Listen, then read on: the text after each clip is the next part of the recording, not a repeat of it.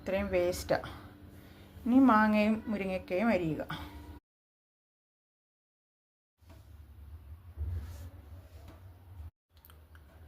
ഇതാണ് കൊഞ്ചും മാങ്ങയും വെക്കാനുള്ള അരപ്പ്.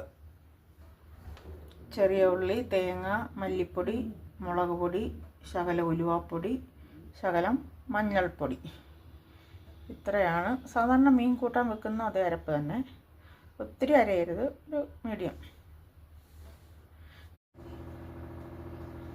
ഇതെല്ലാം കൂടെ ചേർത്തൊന്ന് അരയ്ക്കുക.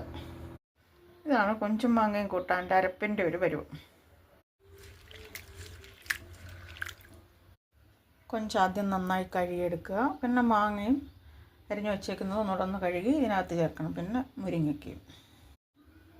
ഇതിലിപ്പോൾ ഉണക്കക്കൊഞ്ച്, മുരിങ്ങയ്ക്ക, മാങ്ങ, പച്ചമുളക്, കറിവേപ്പില ഇത്രയും സംഭവങ്ങളുണ്ട്. ഇതിനകത്തോട്ട് ഇനി നമ്മൾ അരച്ചു വെച്ചേക്കുന്ന അരപ്പ് ചേർക്കുക, ഉപ്പ് ചേർക്കുക. അത്രയും മതി. ഇതിലേക്ക് അരപ്പും ഉപ്പും എല്ലാം കൂടെ ചേർത്ത് കുറച്ചുകൂടെ വെള്ളം ഒഴിച്ച്, കുറച്ച് വെള്ളം കൂടെ വേണം.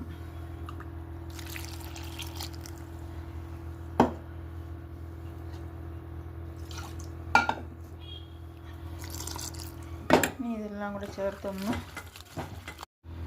അങ്ങനെ നമ്മുടെ കൊഞ്ചും മാങ്ങയും അടുപ്പിലായിരിക്കുന്നു. ഇനി ഇത് വേവുന്ന നേരം കൊണ്ട് 10 പോസ്റ്റ് ഇടുക, 10 കമൻറ്റുകൾക്ക് മറുപടി എഴുതുക. അത്രയും ജോലി ചെയ്തിട്ട് വരാം. അപ്പോഴത്തേക്ക് തിളച്ചിരിക്കും. പിന്നെ സാമ്പാറും വേവുന്നുണ്ട്.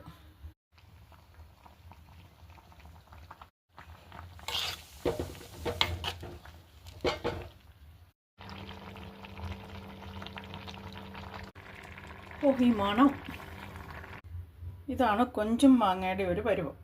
അതായത് വെള്ളമൊക്കെ വറ്റി നല്ല ഡ്രൈ ആയിരിക്കണം. സാമ്പാർ, ഒരു കാബേജ് തോരൻ മതിയല്ലോ. അടിപൊളിയാണ്.